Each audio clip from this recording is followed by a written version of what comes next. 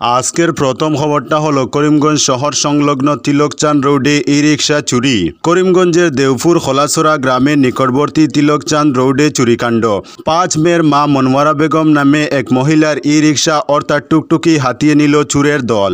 উল্লেখ্য, মনোয়ারা বেগমের স্বামী বিগত 9 মাস ধরে একটি অপরাধে জেলে বন্দী রয়েছেন। স্বামী জেলে বন্দী হয়ে যাওয়ায় পরিবারের মা মেয়ে সহ 6 জন খুবই অসহায় হয়ে পড়ে।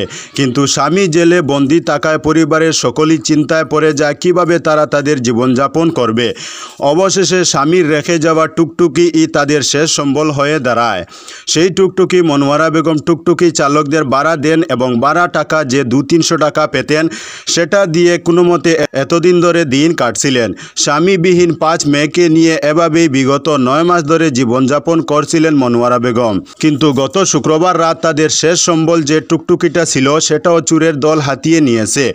মনোয়ারা বেগমের মতে রাত্রে 2টার সময় হঠাৎ উনার যখন ঘুম ভাঙে তখন তিনি দেখতে পান টুকটুকি নেই। তারপর তিনি এই খবরটা নিজের বাসুর এবং বাগনাকে জানান।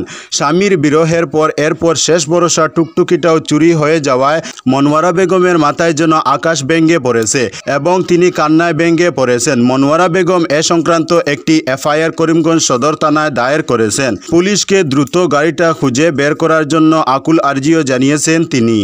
আজকের পরবর্তী খবরটি হলো একটি মামলার জামিন মঞ্জুর মাহবুবুল হকের। গৌহাটি হাইকোর্ট মেঘালয়ের বিজ্ঞান ও প্রযুক্তি বিশ্ববিদ্যালয় অর্থাৎ ইউএসটিএম এর চ্যান্সেলর মাহবুবুল হককে শ্রীভূমি করিমগঞ্জের পাতারখান্দিতে নিবন্ধিত 54/2025 মামলার জামিন মঞ্জুর করেছে। তবে দ্বিতীয় মামলা 55/2025 তার জামিনের আবেদন মঙ্গলবার শুনানি হবে। গত শুক্রবার আদালত হকের জামিনের আবেদনের বিষয়ে বিস্তারিত শুনানি করেছে এবং বলেছে যে দীর্ঘমেয়াদী কার্যধারার পরে সোমবারের মধ্যে বিষয়টি নিষ্পত্তি হবে। 21 ফেব্রুয়ারি হককে শ্রীভূমি করিমগঞ্জ পুলিশ গ্রেফতার করে এবং পরে আরও তদন্তের জন্য দিশপুর থানায় নিয়ে আসে। এদিকে ইউএসটিএম চ্যান্সেলর মাহবুবুল হক আর্থিক অনিয়মের অভিযোগ অস্বীকার করেছেন এবং জোর দিয়ে বলেছেন যে উত্তর পূর্ব জুড়ে সমস্যায় পড়া শিক্ষার্থীদের সহায়তা করার লক্ষ্যে ভিশন 50 উদ্যোগের আয়তায় 80% শিক্ষার্থী বিশ্ববিদ্যালয়ে বিনামূল্যে ভর্তি হয়েছেন। শনিবার শ্রীভূমি করিমগঞ্জ জেলা চিফ জুডিশিয়াল ম্যাজিস্ট্রেট আদালত কর্তৃক বিচার বিভাগীয় হেফাজতে প্রেরণের পর সাংবাদিকদের সঙ্গে কথা বলতে গিয়ে হক বলেন, ভিশন 50 কোনো ব্যবসায়িক উদ্যোগ নয়, বরং গ্রামীণ শিক্ষার্থীদের গাইড করার জন্য ইআরডি ফাউন্ডেশনের মিশনের অংশ। টাকা পয়সার প্রশ্নই উঠে না। 5 দিনের পুলিশি হেফাজতের মেয়াদ শেষ হওয়ার পর তাকে আদালতে হাজির করা হয়।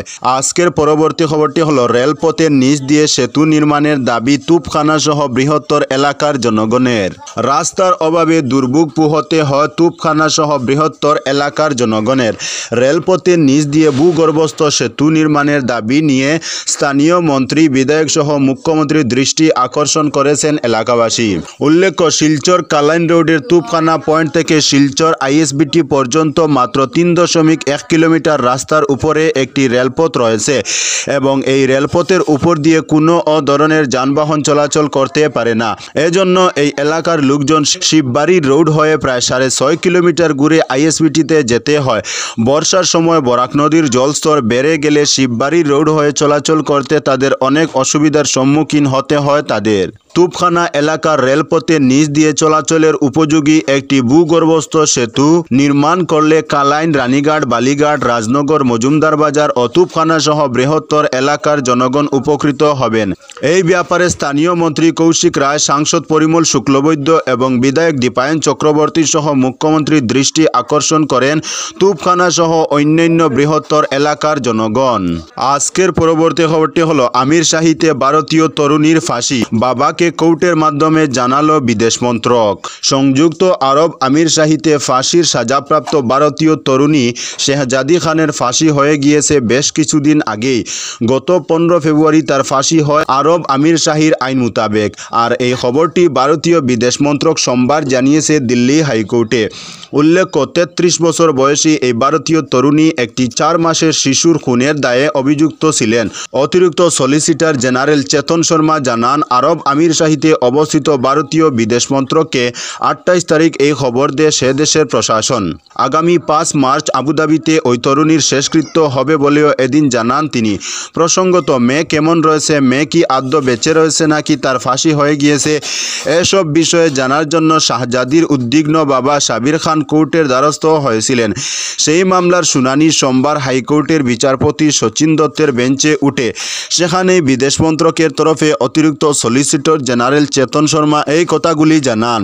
এরপরেই বিচারপতি ঘটনাটিকে দুঃখের এবং দুর্ভাগ্যজনক বলে মামলাটি নিষ্পত্তি করে দেন।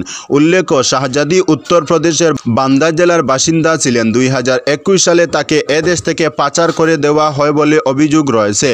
আবুধাবিতে এক দম্পতির 4 মাসের সন্তানকে দেখাশোনার কাজে নিযুক্ত ছিলেন তিনি। ওই শিশুটির আচমকা মৃত্যু হলে শাহজাদিকেই সেই মৃত্যুর জন্য দায়ী করে ওই দম্পতি। যদিও প্রথম থেকেই নিজেকে নির্দোষ বলে দাবি করে আসছেন শাহজাদি, কিন্তু সেখানকার আদালত এই মামলায় শাহজাদিকে দোষী সাব্যস্ত করে এবং ফাঁসির সাজা দেয়। আজকের পরবর্তী খবরটি হলো, হাঁটু গেড়ে বসিয়ে স্যান্ডেল দিয়ে কর্মীকে পেটালেন মহন্ত তনয়া। দিশপুর বিধায়কের আবাসে ভয়াবহ ঘটনা ঘটেছে। একজন মহিলা এক পুরুষকে হাঁটু গেড়ে বসিয়ে স্যান্ডেল দিয়ে পিটিয়েছে। ঘটনাটি ঘটেছে দিশপুরে প্রাক্তন মুখ্যমন্ত্রী প্রফুল্ল কুমার মহন্তের সরকারি বাসভবনের সামনে। 50 সেকেন্ডের একটি ভিডিও ভাইরাল হয়েছে। ভিডিওটিতে দেখা যাচ্ছে প্রাক্তন মুখ্যমন্ত্রী প্রফুল্ল কুমার মহন্তের মেয়ে প্রজয়িতা কাশ্যপ এক ব্যক্তিকে হাঁটু গেড়ে বসিয়ে স্যান্ডেল দিয়ে মারছেন। ভিডিওটি ভাইরাল হওয়ার পর প্রতিক্রিয়া দেখা দিয়েছে। মহন্তের মেয়ে প্রজয়িতা কাশ্যপ ওই ব্যক্তিকে মারধরের কথা স্বীকার করেছেন। প্রজয়িতা কাশ্যপ কর্মচারীকে স্যান্ডেল দিয়ে আঘাত করে ক্ষমা চেয়েছিলেন। তার বক্তব্য থেকে জানা যায় যে ওই ব্যক্তি তাদের ব্যক্তিগত চালক ছিলেন। মহন্তের কন্যা প্রজয়িতার দাবি, আত্মরক্ষার স্বার্থে তাকে এই পদক্ষেপ নিতে বাধ্য হন। নিজের স্বপক্ষে যুক্তি দিয়ে মহন্ত তনয়া বলেন, আমি নিজের পাশে দাঁড়িয়ে আছি। আত্মরক্ষার জন্য ভুল পদক্ষেপ নিলে আমি অত্যন্ত দুঃখিত। প্রজয়িতা কাশ্যপ অভিযোগ করেন, সে প্রায়শই মদ্যপান করে এবং অশালীন আচরণ করে। প্রতিদিনই এমন ব্যবহার করে। বাকি কর্মীরাও তাকে বুঝিয়েছেন। দিন দিন তার এহেন কাণ্ড বেড়েই চলেছে। অবশেষে সে বাড়ির ভেতরে ঢুকে আমার ঘরের দরজায় কড়া নাড়ার কাজ শুরু করে। এরপর আর কি বাকি আছে? অভিযুক্ত চালকের বিস্তারিত এখনও জানা যায়নি। অভিযুক্ত ব্যক্তি গণমাধ্যমের কাছে মন্তব্য করতে রাজি হননি। প্রজয়িতা কাশ্যপ ঘটনার বিষয়ে পুলিশের কাছে জানিয়েছেন। আজকের পরবর্তী খবরটি হলো, বাইপোকে বহিষ্কার মায়াবতীর। বহুজন সমাজ পার্টি বা বিএসপি প্রধান মায়াবতী তার বাইপো আকাশ আনন্দের বিরুদ্ধে বড় পদক্ষেপ নিয়েছেন। সোমবার আকাশকে দল থেকে বহিষ্কার করেছেন সুপ্রিমো। এই পদক্ষেপের বিষয়ে মায়াবতী বলেন যে দলের স্বার্থে এই সিদ্ধান্ত নেওয়া হয়েছে। রবিবার বিএসপি প্রধান মায়াবতী বাইপো আকাশ আনন্দকে দলের সব পদ থেকে সরিয়ে দিয়েছিলেন। বিষয়টি নিয়ে রাজনৈতিক বিতর্ক চরমে পৌঁছেছে। আজকের পরবর্তী খবরটি হলো, মণিপুরে অস্ত্র ও গোলাবারুদ স্বেচ্ছায় আত্মসমর্পণ অব্যাহত। মণিপুরে অস্ত্র ও গোলাবারুদ স্বেচ্ছায় আত্মসমর্পণ অব্যাহত রয়েছে। রবিবার জিরিবামে আসাম রাইফেল, সিআরপিএফ এবং মণিপুর পুলিশের নেতৃত্বে একটি যৌথ অভিযানে অস্ত্র ও গোলাবারুদ স্বেচ্ছায় আত্মসমর্পণ করা হয়। রাষ্ট্রপতি শাসন জারির পর এবং মণিপুরের রাজ্যপালের আবেদনে নিরাপত্তা বাহিনী অবৈধভাবে ধারণ করা অস্ত্র আত্মসমর্পণের সুবিধার্থে সম্প্রদায়ের নেতা এবং সুশীল সমাজের সংগঠনগুলির সঙ্গে ব্যাপকভাবে যুক্ত হয়। এদিন অনেক অস্ত্র ও গোলাবারুদ স্বেচ্ছায় আত্মসমর্পণ করেন স্থানীয় কিছু লোক। জিরিবাম এবং এর পার্শ্ববর্তী অঞ্চলে বিপুল পরিমাণ অস্ত্র ও গোলাবারুদ উদ্ধারের ক্ষেত্রে আসাম রাইফেলস গুরুত্বপূর্ণ ভূমিকা পালন করেছে। এই আত্মসমর্পণ নিরাপত্তা বাহিনীর প্রতি আস্থা এবং সংঘাত নিরসনে সরকারের প্রচেষ্টার প্রতিফলন ঘটায়, যা এই অঞ্চলে পুনর্মিলন ও স্থায়ী শান্তির পথকে আরও এগিয়ে নিয়ে যায়। তো বন্ধুরা, আজকের জন্য এতটুকু। পরবর্তী কোনো নতুন ভিডিওতে দেখা হবে, তখন অবধি ধন্যবাদ।